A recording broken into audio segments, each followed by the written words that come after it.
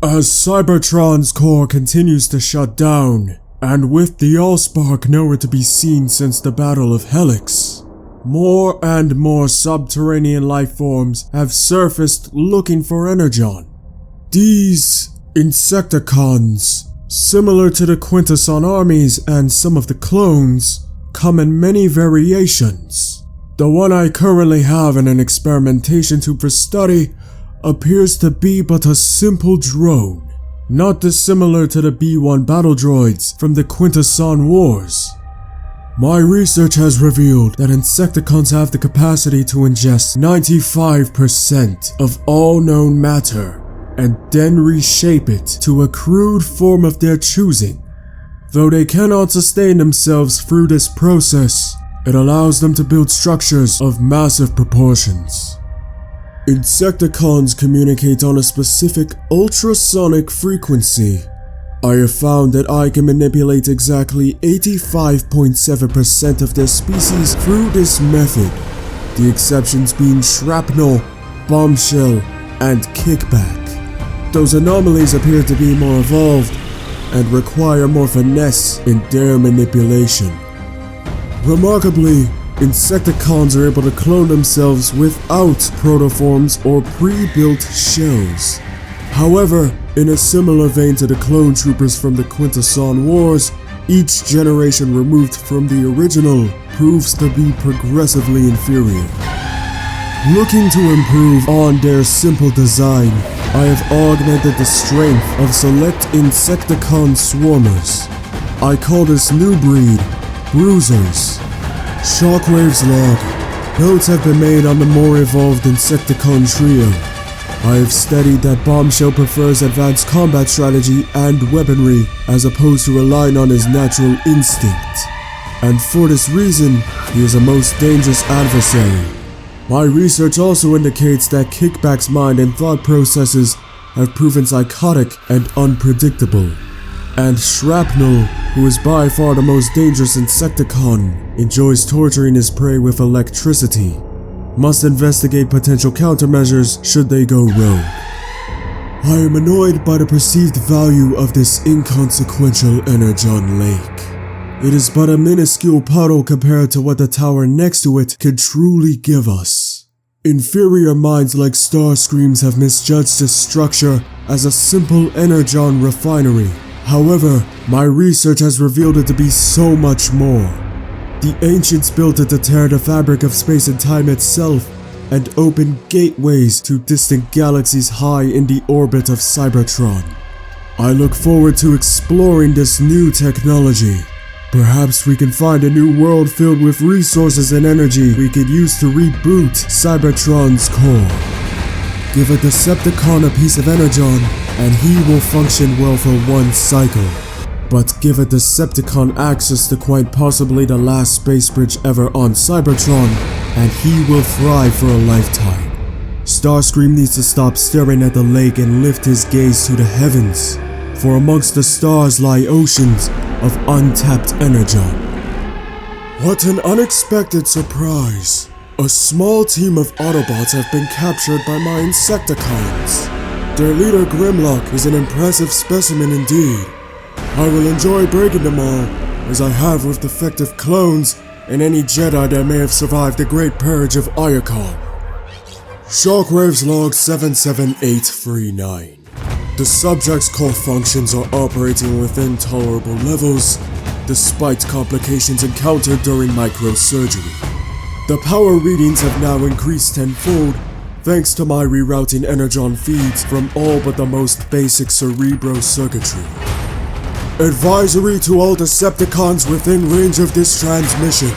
Space bridge testing has now been set to commence in 20 microcycles. Significant turbulence should be expected. Those with fragile fuses may wish to connect with an auxiliary ground wire to the nearest metal structure. Lab report log 11108. Shockwave reporting the discovery of a green and blue planets a million light cycles away. Initial spectrographic reports confirm extraordinary levels of Energon, high enough to even support Cybertronian life on its surface. However, it must be noted that this planet is not Eucharis, as it is some 3 sizes smaller than the homeworld of the Maximals.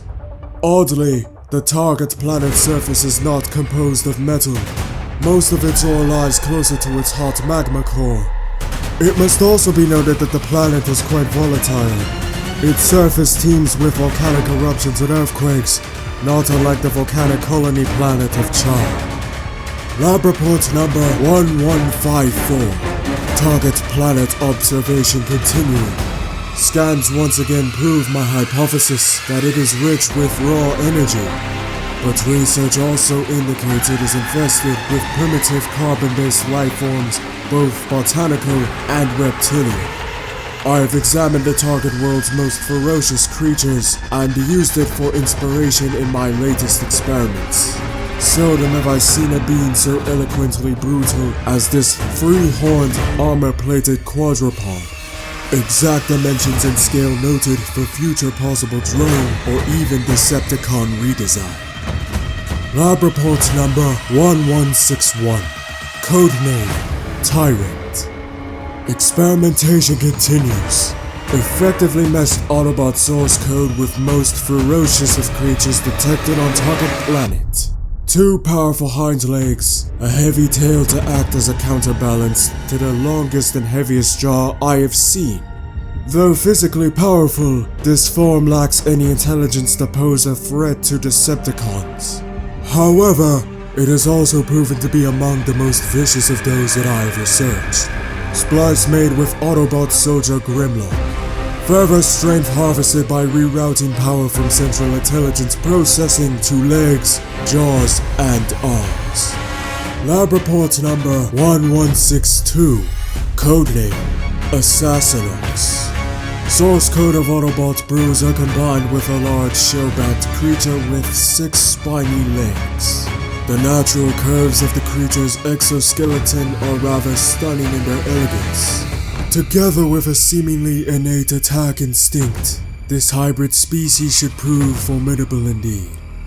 Lab report number 1163. Codename Spitter. The name says it all. The most direct and simple combination of this series of experiments after discovering a flying lightweight Insecticon-like creature in the wilds of the target planet. Only slight source code modifications were necessary to optimize new species ready for combat and reconnaissance. Lab report number 1164. Codename Aviaterra. With thin membranes stretched from its frail arms to its narrow torso, together with its razor-sharp jaws, the naturally occurring creature seems almost perfectly designed to bring death from above. Almost. Its carbon design is very different from the others I've examined, as its wingspan grants its impressive flight capability, not unlike some designs I've seen in ancient Cybertronian archives. With only minor modifications to the Autobot suite source code, true perfection appears to be attained. Lab report number 1165. Codename Strikeball. Its front protected by a triple spiked shield, and from the rear with a spiked whip-like tail, make for an excellent defensive design worthy of serious consideration. Early diagnostics showed that its carbon design would make an acceptable ramming device. The 3 horns at the top of the head would also allow the creature to skewer its opponents with relative ease. Steps have been taken to alter the source code of the subject's slug to approximate the naturally occurring species. Lab report number 1166. Codename Crest. A second heavily armored defense weapon might be inspired by this strangely armor-spined creature. Attempts are underway at present to fashion a true beast of burden through extensive manipulation of the Autobot Snarl source code. Lab report number 1169. Codename Numbskull. Tests have shown this carbon form to be remarkably resilient to blunt trauma. It withstood testing for better than 700,000 megacycles before expiring. Its design of a long, slender neck and immensely long tail was potentially powerful in spite of its small head. Unfortunately, the test subject Sludge never survived the initial Insecticon attack. Shockwave's log. Now that the Nemesis is ready for launch, Lord Megatron can now proceed with his exploration of the target's planet. Our space bridge portal will save valuable energon resources by warping the essence of space itself to bring the planet within reach. Shockwave's log. Inspired by my enhancements on the Autobots, I have decided to create a few upgrades for my own personal arsenal. If my theory is correct, when finished, this gun could generate enough power to rival even Megatron.